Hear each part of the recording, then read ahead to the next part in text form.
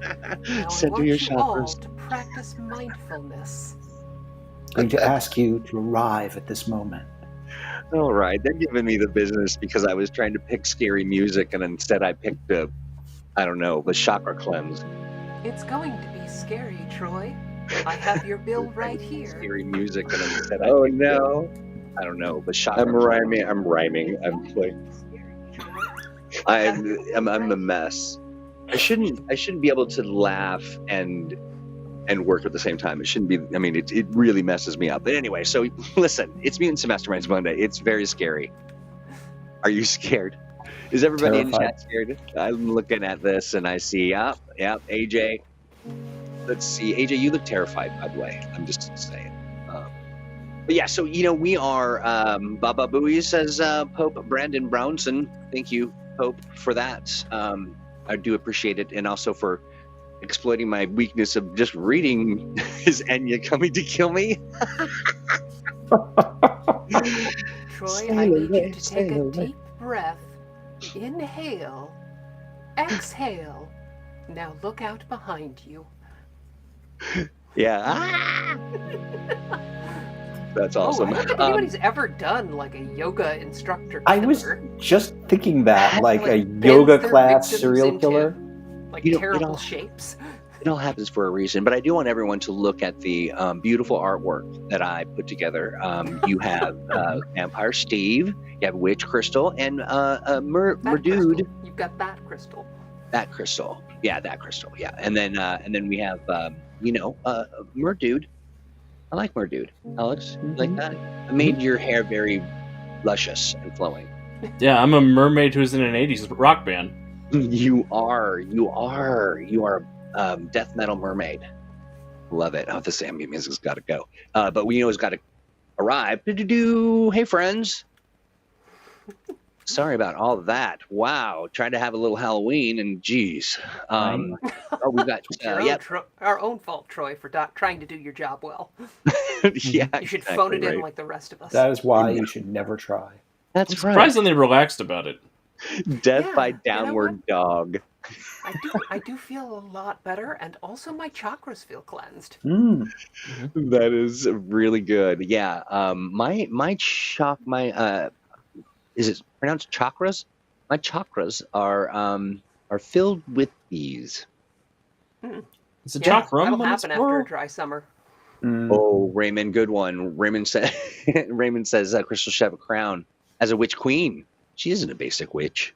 That's funny because, all the writing I did on the Witch Queen expansion. Okay.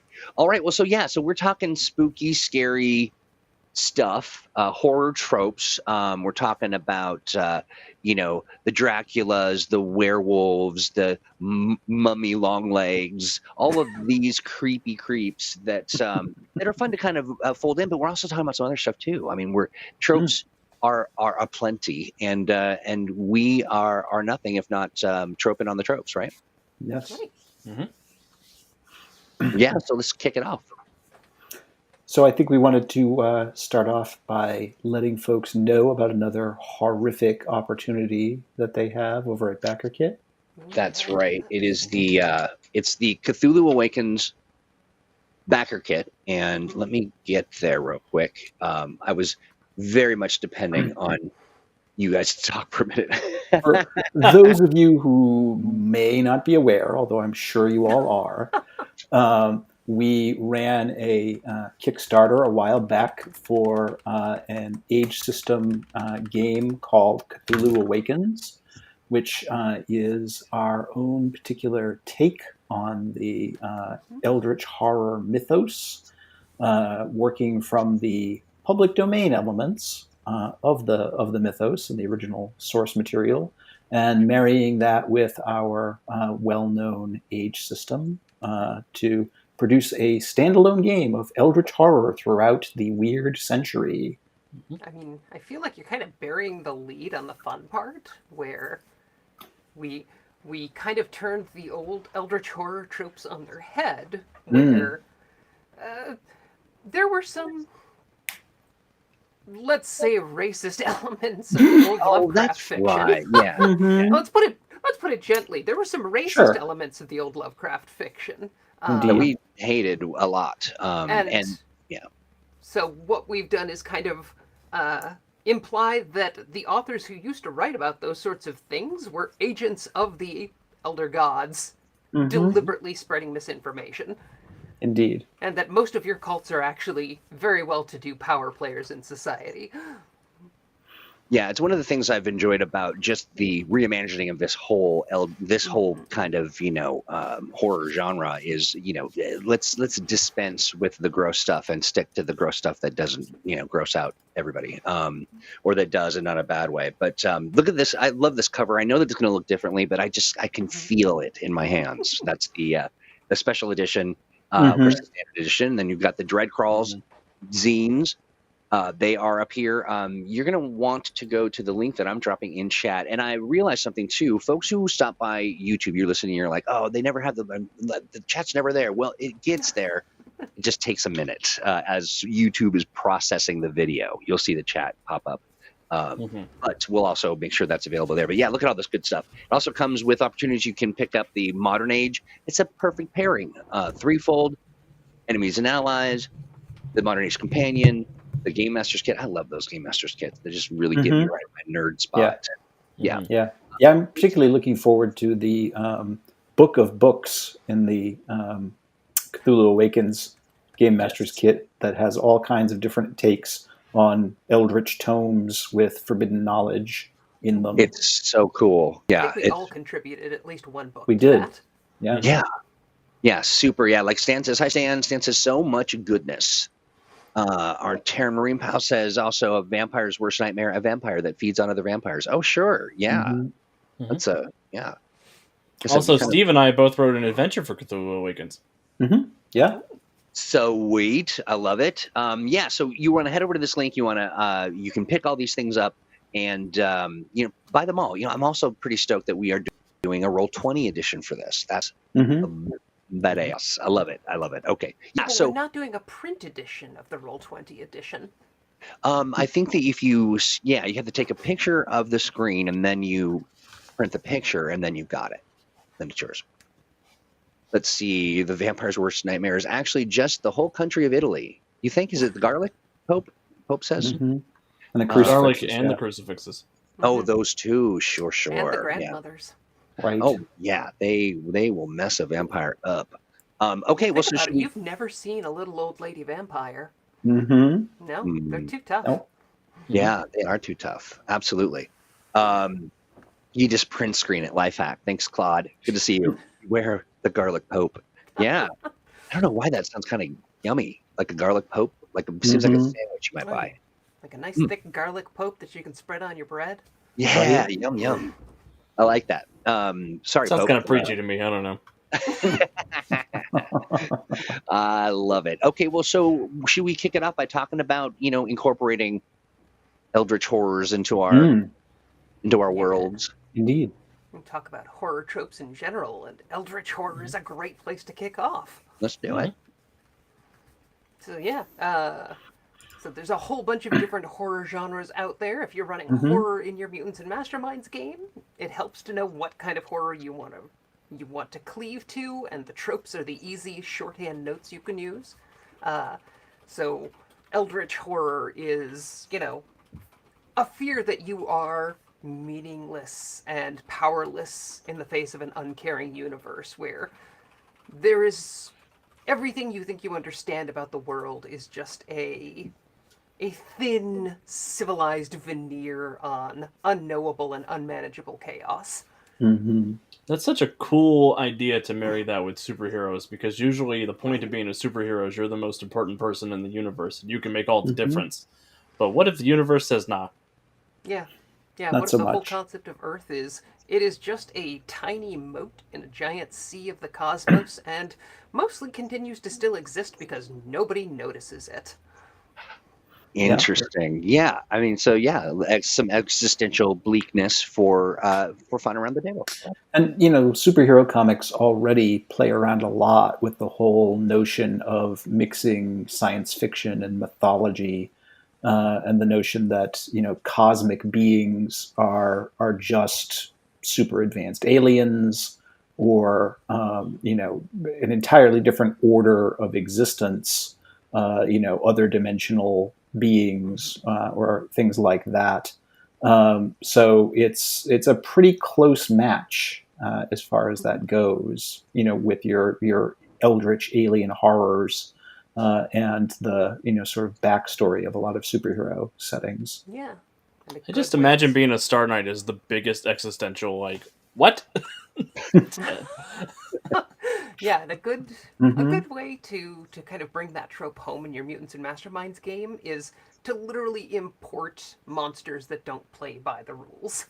Mm-hmm. The rules as written can't affect them the same way it does, Mutants and Masterminds stat blocks, because they aren't built on the same rules. They aren't built on any rules. So, right.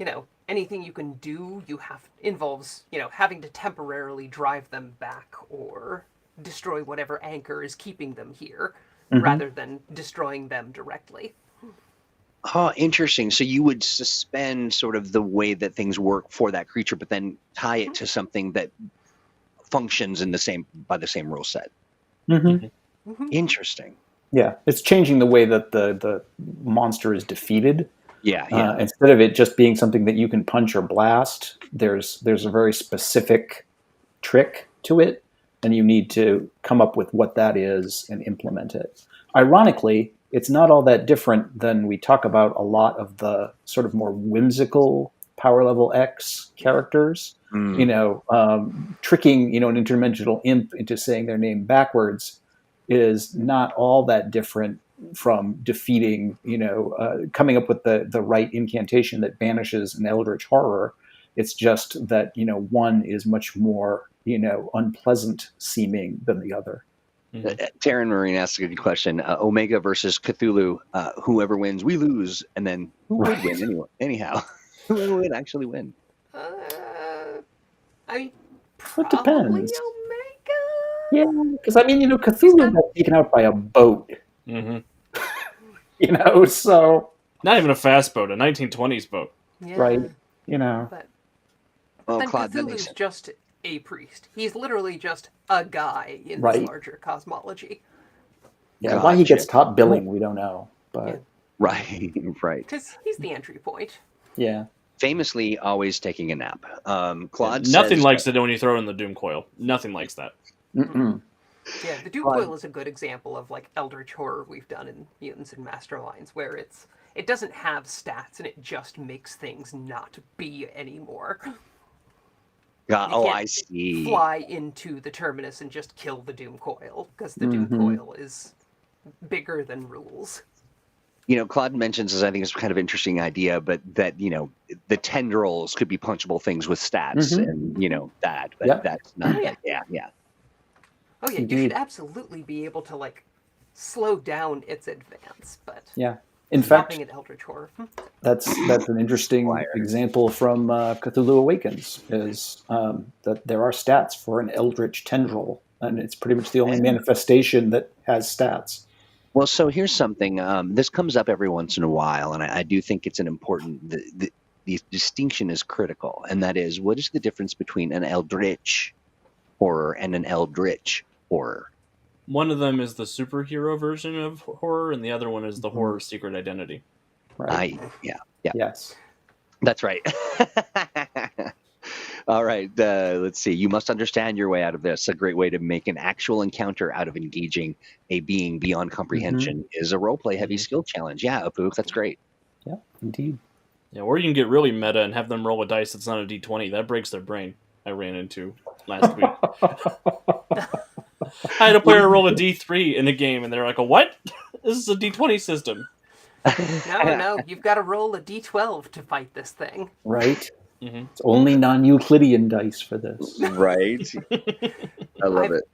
For my Mutant Futures, one of my old school games, I've got like a set of dice that's like a d3, a d5, a d7. Break those out at the table and just let people cry. Yeah. You can only hit this monster with prime numbers. Oh, right? yeah. Doesn't matter what your Wow. modifier is. You have to roll a 3. You have to roll a prime number. You know. That's great. That's really clever. Yep. I hope it's a 17. A D7.5, says Stan. Yeah, I love it. Mhm. Um, So yeah, other horror genres. My personal favorite, slashers. And Ooh, yeah. slasher movies tend to be set up kind of like fairy tales or morality plays, where, you know, the slasher is kind of a supernatural enforcer of social mores, where, you know, the kids who get killed are the ones doing drugs, bullying others, having premarital sex, you know, violating all these other social rules. And the killer themselves is usually portrayed as supernatural because they're, you know, they're representations of societal disapproval and judgment. Right. Often, And- more often than not, they're coming back as a revenge on, you know. Oftentimes. Yeah, yeah. And the interesting thing about the slasher genre is that usually slasher killers are basically unstoppable. You know, I mean, they take all kinds of damage but keep getting back up. Yeah. And that, you know, even implies you can make that interesting in the superhero genre, you know, in that if you're talking about a villain with just scads of regeneration and the like, that, you know, the heroes might be able to take them down briefly, but they keep getting back up and they keep getting away.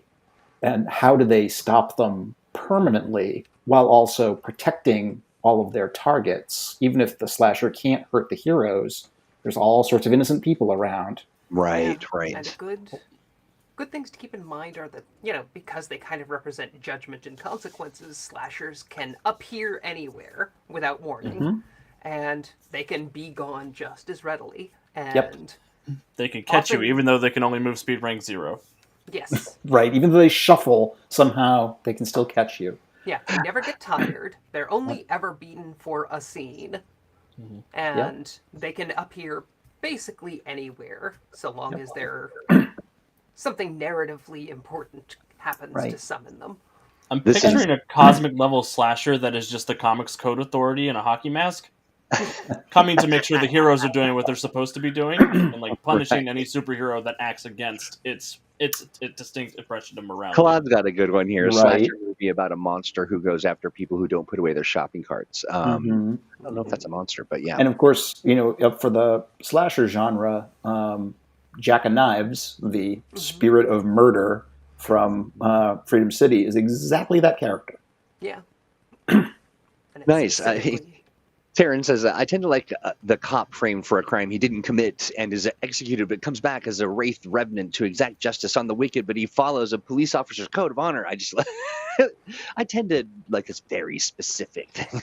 I love that. And a lot of slashers specifically follow some kind of code of honor or set of rules. Yeah. Like Freddy Krueger can only hurt you in your dreams if you fall asleep, and you have to have heard about him, or he can't come after you. And Jason doesn't have a hard rule book, but specifically is attracted to people, you know, doing Breaking the drugs, rules. breaking the rules because he died because teenagers were off being teenagers under bad circumstances. Yeah. This is great. Hey, so real quick poll amongst people in chat and us is your favorite spooky movie, kind of tropey sort of thing. What's I'll say entertainment, so we can expand because Mercy knows we have a few cartoon fans on the cast. Granted, some slashers are just insatiable murderers, like Leatherface is just hungry. That's like his deal. He's doing it for dinner. Yeah. Have you not seen Texas Chainsaw Massacre? Yeah. It's one of those things that anytime that I've ever seen it, it's been at like a party or something, and I end up losing the plot. I mean, I think I get it, generally speaking. I didn't realize it was about dinner.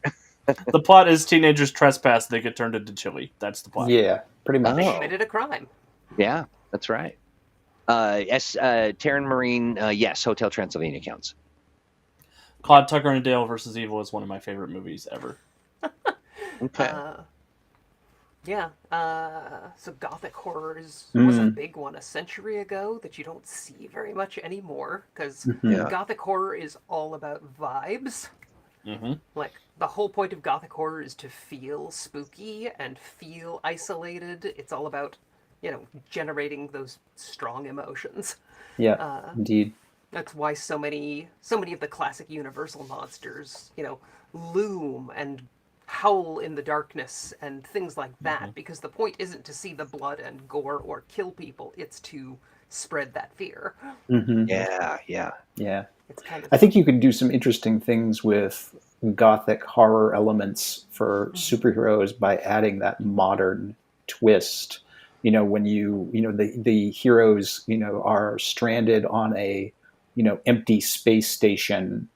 Ooh, And, instead of the mist shrouded moors, it's, the dark corridors of the, station that doesn't have any power, and there's something on board with them that they can't Right. see. yeah. Oh, yeah. Alien is pretty good Gothic horror. Oh, Raymond, Yeah. that's really great. Raymond brings up a trope: the monster that starts out as cute and ends up monstrous and Oh yes, Gremlins. That's great. Yeah, that's solid. Yeah.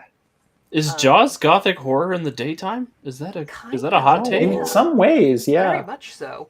But the whole deal with Gothic horror tends to be, at its core, it's a mystery story. Mm-hmm. It's just Yeah. a mystery story with a lot of looming dread. But once you find the core of the mystery, you more or less beat the monster. Right. In Dracula, figuring out that the Count is a vampire and what is a vampire and what are they vulnerable to ends up being the way you beat this omnipresent, unstoppable force. In Crimson Peak, finding out what's happened to all of the previous wives triggers the final showdown between... I can't remember everybody's names, but I need to rewatch Crimson Peak. Yeah, I mean, you should do that every October anyway. Yeah. Right, But yeah.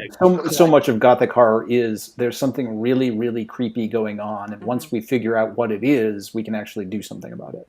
Yeah. It's actually a very good sort of precursor to Eldritch horror in that it's built around the unknown and being powerless in the face of something you don't understand.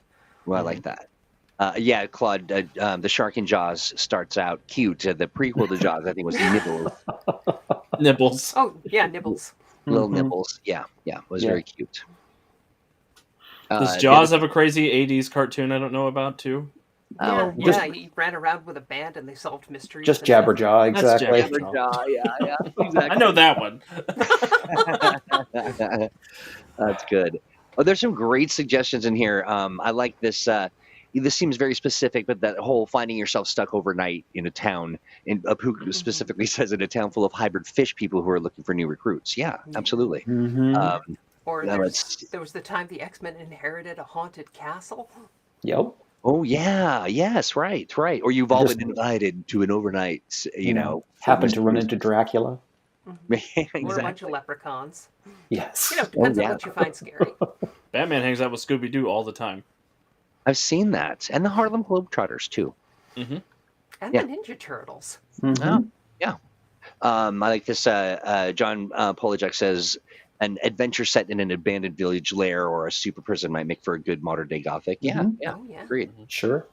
Especially if you just say there's a monster eating people, but you don't say what it is, and the players have to figure it out, and they keep trying things like, well, holy water's not working. Does a stake work? Does silver work?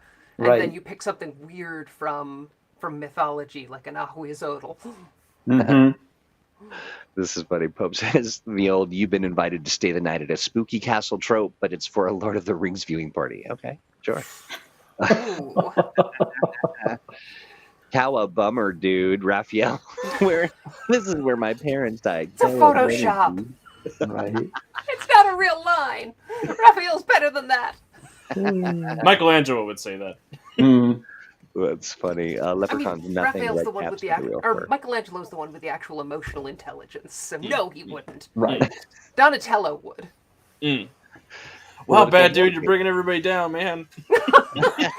Sorry, just you know me and Ninja Turtles. Mm-hmm. It's very triggering. That's right. Yeah. No. Yeah. This is sacred ground. We shall not. We shall not separate. So Gonna be like this until I get to write Ninja Turtles. I think the Ninja Yeah, I Turtles think is a good yeah. segue to body horror. Oh yeah. Yeah. The Have you? Ninja Turtles is basically what happens when body horror has a happy ending. Right. Sure.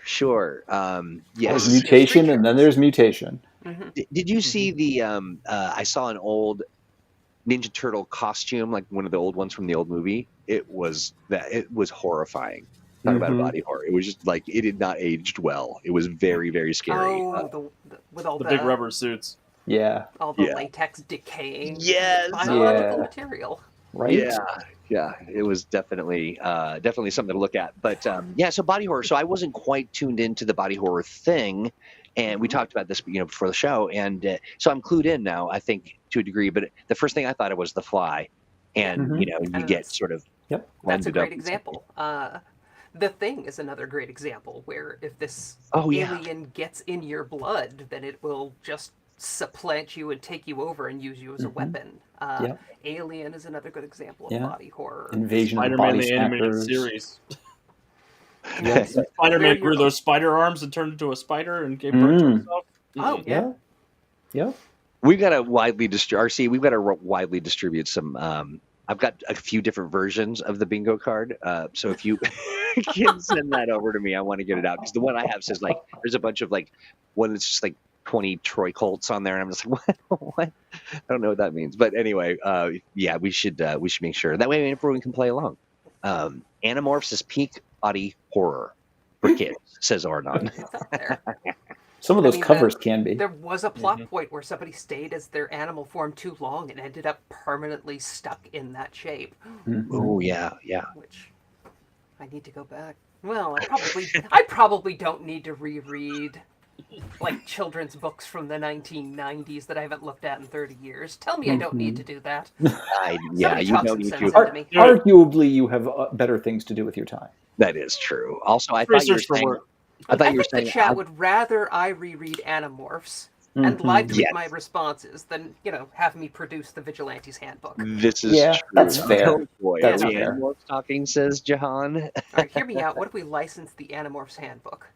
Mm. Here I for like it. Coming to Kickstarter Right. 2023. It just Not- gets even more messed up. Not guaranteed. I love Yeah, that. So the Aliens movie, asterisk. Apu brings up the Aliens movie as a serious sci-fi body horror. Yeah, Yeah, absolutely. absolutely. Yeah. Oh yeah, but it's just the idea that your own body is the monster, that you can't trust yourself. It's that you will be the weapon against your friends. Yeah, and we've got Yes. plenty of villains and the like that have various mutational powers and mad science. Where the heroes could be suffering from progressive mutations over the course of an adventure and having to deal with that and the weird effects that has, in addition to trying to overcome the villain.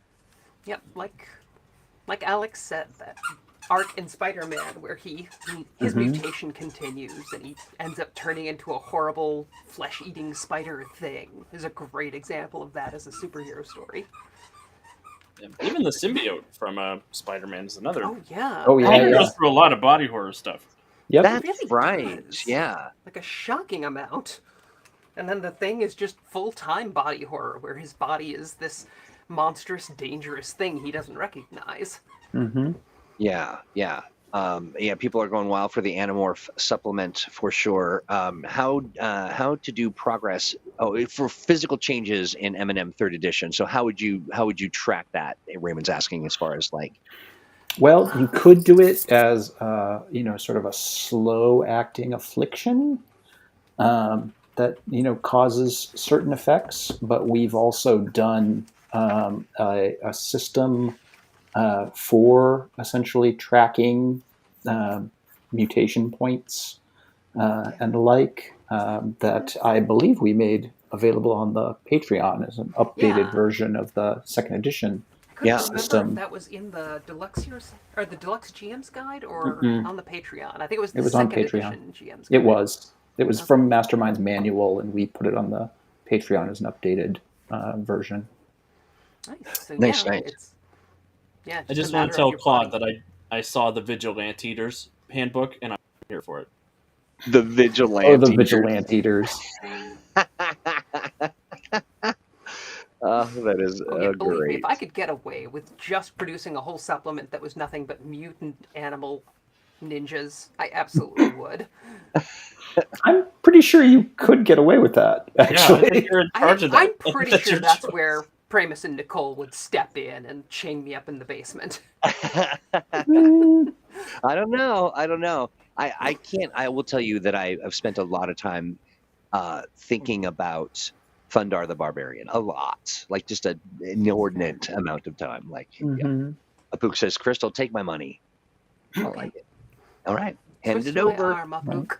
Check your wallet at Pook. You'll actually discover it's already gone. Yes, Mhm. that's right. That's all you have to do is say the words, pull up Palladium Games, and just rename the TMNT book something totally different. Although I think, man, it's been in development so long, I think we have a hero archetype for the Vigilante's Handbook that is specifically mutated animal martial artist. Well, I should hope so.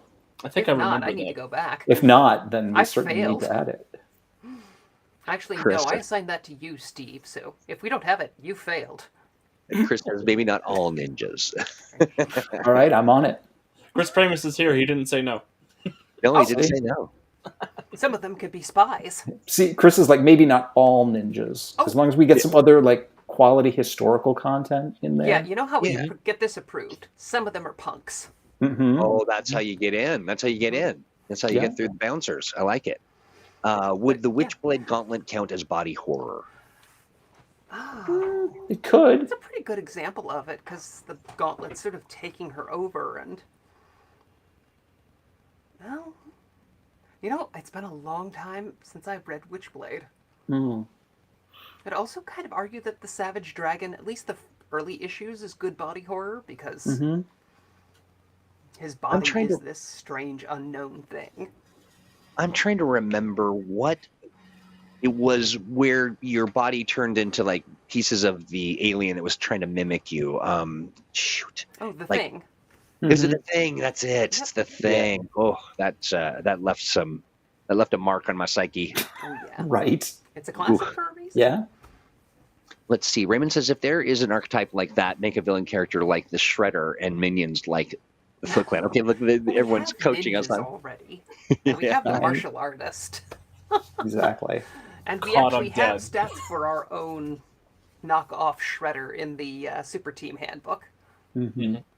And we've got ninja minions all over the place if you want them. Minions, if you will. Yes. Does being drawn by Rob Liefeld count as a body horror?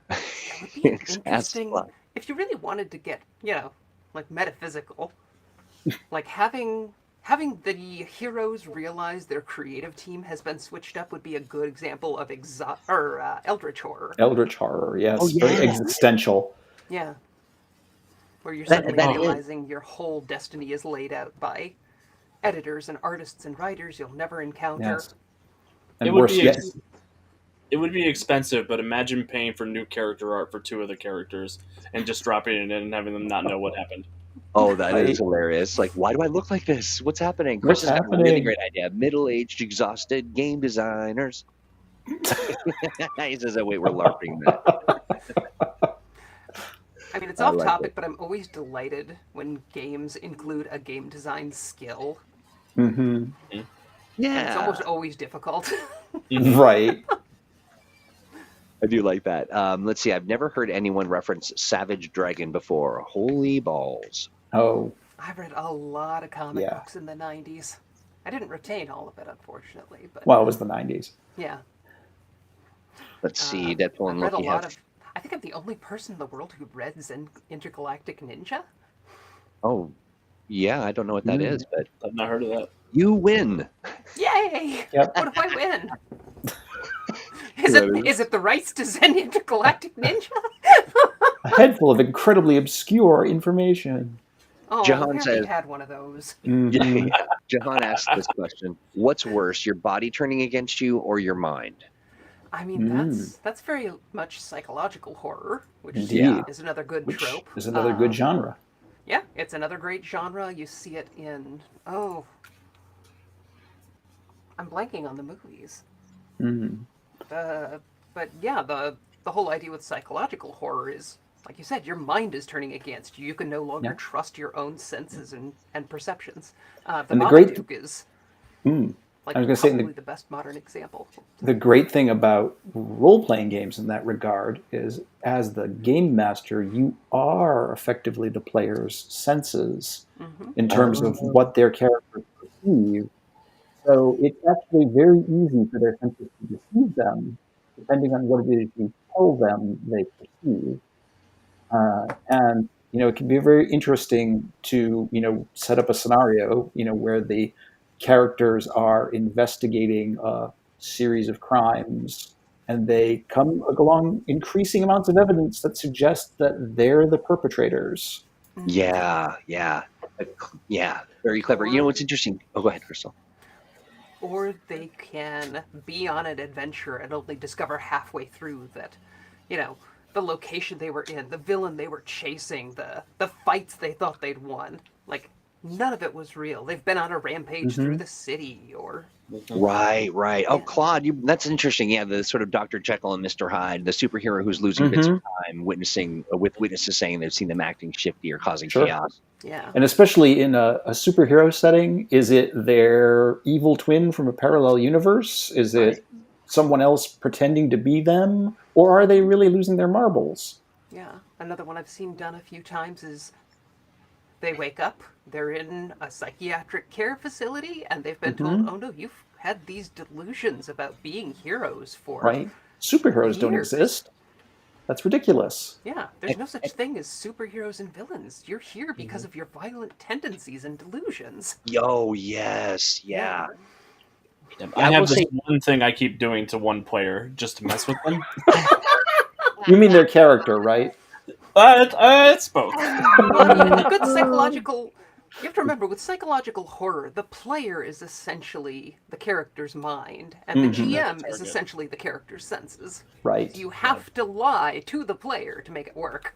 They found a preserver robot who keeps telling her that her character is from a different dimension than everybody else's character. And to prove it, the robot keeps handing her an apple and writing down a couple of notes and leaving with no explanation.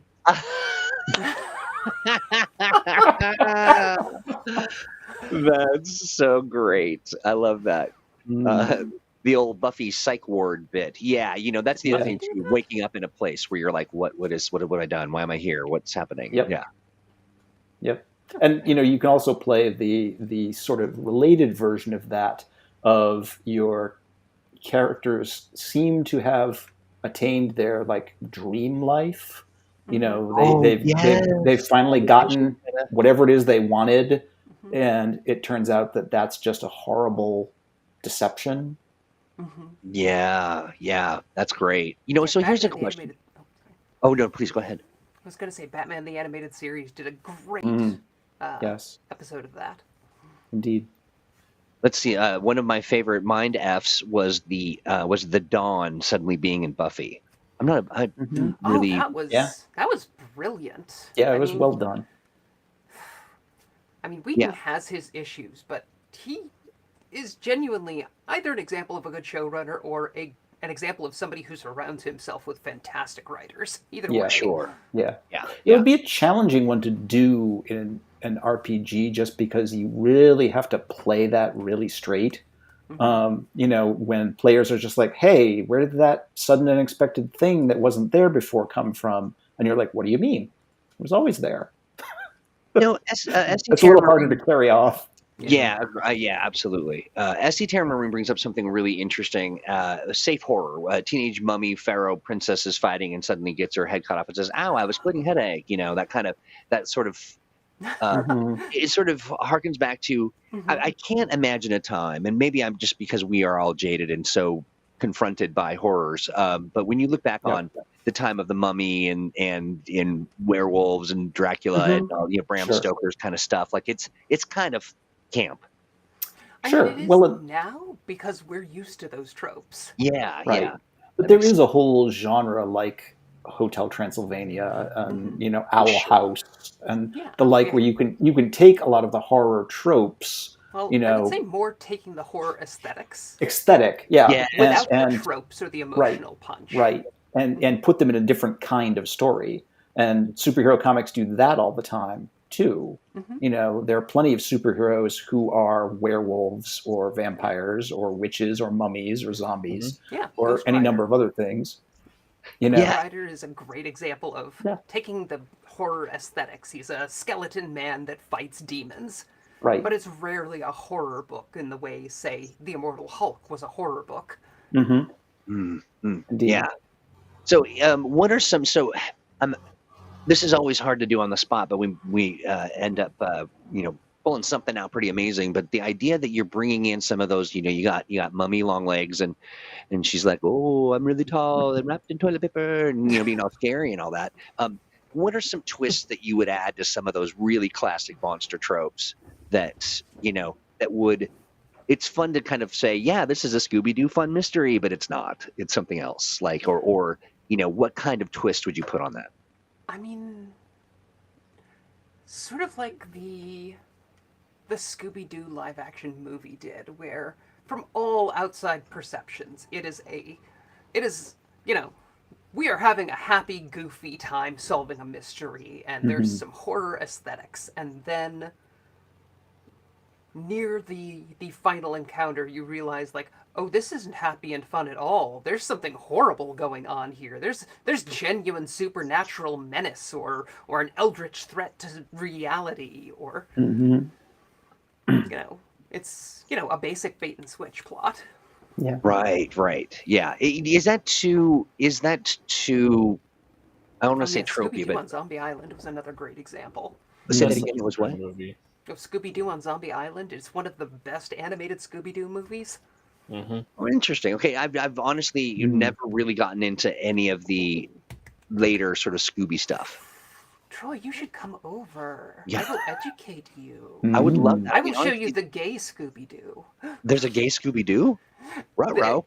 Scooby-Doo Mysteries Incorporated was a great example of, oh, we're just happy, goofy kids solving mysteries, and then, like, halfway through season 1, you realize there's, like, a big meta plot involving, like, a murder conspiracy and, like, disappearing children, and it grows into eldritch horror at the end of season 2. Nice. Like, nice. involving, like, the Anunnaki and the Ninth Planet, and in the end, Scooby-Doo ends up unmaking reality. Well, Like you do. Like you do. Yeah. As it be. And Velma is gay. Yeah, now that I had picked up on, I'd heard, and Jonesy says best show ever. Scooby-Doo, Eminem, it is Watch one of the Party high When? points of American animation. Really? Okay, that's good to know. I mean, that's good to, yeah, I would love that. They really hang a lantern on all the tropes of the Scooby-Doo genre. And artfully so, it sounds like something that they really spent some time. Yeah, I love that. Raymond says Scooby-Doo Trick or Treat, the most recent movie, has Velma as a blatant lesbian attracted to the villain. Gotcha. Oh, yeah. I didn't make time to watch that this week. Yeah. I'm a little bit of a Scooby-Doo aficionado. No. If that hasn't become apparent. Yeah, everybody mark up cartoons on your bingo sheet. I think we've covered that one. Absolutely. If I had top 5 cartoons, I think Scooby-Doo would be like 5. Maybe I'm going to need some help here. I need a curated explanation here. They brought back lesbian Velma without bringing back hot dog water as her romantic interest. Hot dog water is Scooby's side character. In Scooby-Doo Mysteries Inc., which was the series came out about 10 years ago. Velma was dating a girl named Marcy Fleech, whose nickname was Hot Dog Water because she didn't wash her clothes enough, and she always smelled like hot dogs. Oh no!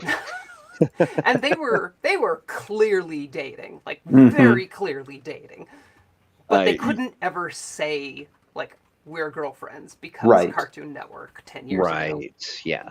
I just want to say, all of you in chat, I'm watching, and I see that you are complicit in this. You are really trying to feed. Like, there's been some gravy discussions. There's been some. Now we're gargoyles. Would gargoyles count as a horror cartoon? Would it? Is it? Kind Hard of. to- There's some really good horror elements. It's definitely a good example of bringing horror aesthetic in. Yeah. Yeah, I would say more aesthetic than really. It's a gothic horror. melodrama. rather than Very horror. gothic. Yeah. Yeah. It's very, very gothic. And like most things gothic, it bleeds into horror from time to time. Right. And anything that involves a lot of brooding, is Sure. chances are going to have a gothic Batman, for example. aesthetic Batman, to it. That's the first thought I had was Batman. Yeah. He's got a lot of horror aesthetic because it's all Yep. dark and moody and noir. Noir actually borrows a lot from gothic horror or indeed. gothic fiction. Yeah. And yeah, sometimes he fights Dracula, or most of his villains, if you look at them the right way, are absolutely like slashers. Are psycho killers, yeah. Mm-hmm. I think when they're written the most boring possible way, they're all psycho killers. Jahan would like to start an animation podcast. Sure. I am here for it. That's I don't know why I don't already have an animation podcast. I honestly, truly. I mean, that Mostly is because a very I have audio editing is a complete mystery to me. It is strange. well. and You know scary. a couple people that would help you out. At least one. If you wanted to Alex. do that. Yeah, Alex Right. is brilliant at that. I'm sure he is Here for actually. Let's see. I watched a lot of cartoons in the 90s and 2000s. Well, that's When I because was you alive? you were a child. I'm old. There's your body horror. That's Right. Alex reminding you that he's old or young enough to Yes. be your son. Watching us crumble into dust. Exactly. Yeah. That was mentioned Steve and in I chat. have had a son, and he is a very sassy child. It's true. It's my job. Pope says, I'm a pro audio editor, and audio editing is still a mystery to me. It's fair. True that. And I don't know what the context is here, but Claude provided asterisk in tight leather. So, yeah, That's Batman. whatever horror that Yeah, is. that's Batman. Oh, I thought you Or gargoyles. Oh, sorry, that's Daredevil. He said angst about your Catholic guilt. That's Daredevil. Yeah. Oh, yeah, that's Yeah, Daredevil. Yeah. I got that, but I had to throw in just the non Daredevil's sequitur just in tight Catholic leather. Batman. Yeah, pretty much. Right. In fact, I've seen at least a couple of essays that are basically argue that Batman has to be Catholic, just given all of his kinks. Yeah, right. There's a hardcore repression going on there. Look, I'm Running telling deep. you, everything going on with Batman, he's got to be 1, a white boy, 2, extremely rich, and that really limits who he could really be. That's right. That's right. Exactly. Okay. Well, so we covered off on a lot of the, sort of the modern trope kind of, sort of remix of stuff, and we touched on, your classics and all that. Yeah. I wonder, when looking ahead, what do you think, as the three of you steeped in culture as you are, or maybe just the weirdest parts of all cultures, as you've done your research and learned about weird things, what do you think is the next sort of thing? Is it, a kaiju kind of reminds me of sort of a thing that is working its way into a tropeness, Kaiju horror has been a big thing for a while. It's Sure. It's kind of a subcategory of survival horror where you're facing big, uncaring nature. Right. Claude says environmental horror. Yeah. Yeah. And again, I think environmental horror is kind of a subcategory of survival horror where you're Feels like thrown it, yeah. into these situations where the danger to you is immediate and overwhelming. It's not a thing you can defeat. It's just something you have to survive. Right. Yeah. Well, I so think looking ahead, trending wise, what do you see? What do you forecast? Well, we're seeing some interesting voices that are playing around with the idea of marginalized people's experience as horror or as a horror trope. And I think that that's telling some interesting stories or taking some old stories like Lovecraft Country and telling them in a very different way. Well, I think what we've seen from Get Out and Us and Yeah. like that whole new movement, the new Candyman. Yeah. It's kind of Yeah. I don't know that it's got a genre name just yet, but Yeah. it's this idea of like the horror in the mundane. Mhm. And I think we're going Institutional trauma horror. Yeah. Yeah. In some ways. Yeah. which is kind of a combination of survival horror and eldritch horror, Mhm. except the eldritch threat to your existence is society. Yeah. Right, Yeah. right. I haven't seen Nope. I wanted to. I've not checked it out. I have not seen it yet. I've not been in a good place. Mm. Yeah, Yeah. That's why That's most of my fair. Halloween viewing has been Scooby-Doo this year. right, right. And sometimes it's just the way you got to do it. Just Time for a some little ways- comfort horror. That's right. A little comfort horror. Reboot sequels are sort of big right now too, where it's like, remember that movie that they made 40 years ago? Ignore all the sequels. This is the real sequel. Except they've done reboot Oh, sequels yeah. of most of the big horror franchises. Mm-hmm. It's So, kind like- of when they found out that they could sort of just change it all around and people would still come and see it. That they kind of went a little, Ooh, we're kind of due for a Gremlins reboot sequel. Ooh, I right? think so. Yeah. There's an animated love- series that's supposed to come out sometime soon. That's right. Yeah. I Was forgot about that. Did you say an animated series or a? Yeah. Yeah, Tales supposedly. Of the Mogwai. Tales of the Mogwai. Yeah. It's a Tales of the Mouse. Disney Plus thing, isn't it? Is it? I thought it was HBO. Oh, it might be HBO. I don't know. Who knows? Yeah, no, that's premiered great. its first episode back in June. Oh. Okay, that was a sleeper. Well, how's it doing? Yeah. I don't know. I haven't heard about it or seen it on HBO Plus at all. Right. So who knows? Yeah. I had not heard a word, and I just Gremlins hit me at a time in my life. I was a little kid, and I really I enjoyed it quite a bit. Yes, That's for sure. Gremlins was an incredibly formative movie for my husband Christopher, and actually explains much of his personality. Oh. Yeah. I love Does he that. not feed you after midnight now? No, I shouldn't feed him after midnight. Oh, Oh, he's the gremlin. Yes, Clutch no, is he's a versus- Mugwai, and I intend to keep it that way. Alien versus Predator versus Gremlin versus Freddy versus Jason. Yeah, Yeah. that's something. And the gremlins are carrying it. Right? Yeah. Yeah. Like after it's- the failure of Freddy versus Jason and Aliens versus Predator, like the Mm-hmm. Mogwai the Gremlins have to carry that franchise. They Right. do. Yeah, they got to get in there and fix it. Well, friends, it is an hour well spent hanging out, talking about horror tropes, hanging out with chat, you crazy chatters. You are just a blast and also just very distressing. And, so before we pull the plug on this episode, Alex, what do you got cooking this week? Well, tonight I will be heading back to Starhaven to continue ruining my players' lives because that's my Nice. job. We'll be dealing with a little bit of a environmental horror. Oh, just a little bit? Just a taste? Just a touch? Just a little bit. Just some crazy megafauna Just as a and treat. the cold vacuum of space and all that fun stuff. Ooh. Gonna deal with some Yeah. of those vacuum tigers I hear about. Oh, Mhm. vacuum tigers. Wow. I don't even know what to think about that. It sounds, I don't know. I bet they suck. What do you, Steve, what do you got cooking this week? I was waiting for that one to land. You got Right. anything, what's going on in the world of Steve Kenson? Oh, I got my head down and working on stuff. Right now, the big thing is getting my actual play together for next month. Hey, love it. Love it. Patrons, get ready, get in line for when Troy is lining up players. Yeah, we'll do that. We'll do that real soon, and I'm looking forward to that. And then, what else? I'll explain this in just a second. But Crystal, what do you have cooking this week? Not a whole lot. You're basically looking at it. I'm going to be sitting in this chair doing development work for Astonishing Adventures Assembled, and then doing layout work for Astonishing Adventures Assembled. Nice assembling. I love it. Mhm. A lot of Love, assembly love, love. going Some on. assembly required. That's right. Mhm. That's right. That would've Next. been good. Why didn't I use that?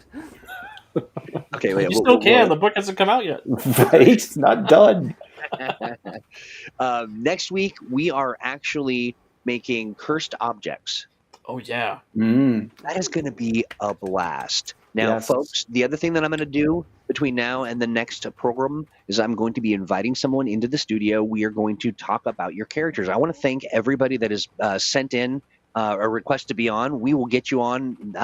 Really, it's lots of we've got lots of people, and I'm looking forward to that. I'm going to endeavor to actually have it so that it's a segment as opposed to its own independent program, because I ask too many questions. I'm just so fascinated, and everyone's got some great things to say. So we'll see how I succeed. I have a feeling it will be a difficult scenario, so we might end up just forever spinning up a tell me about your character on the drafting board. Yeah. I think Claude rightly suggests that we should talk about the possibility of a cursed brazier or brazier for next show.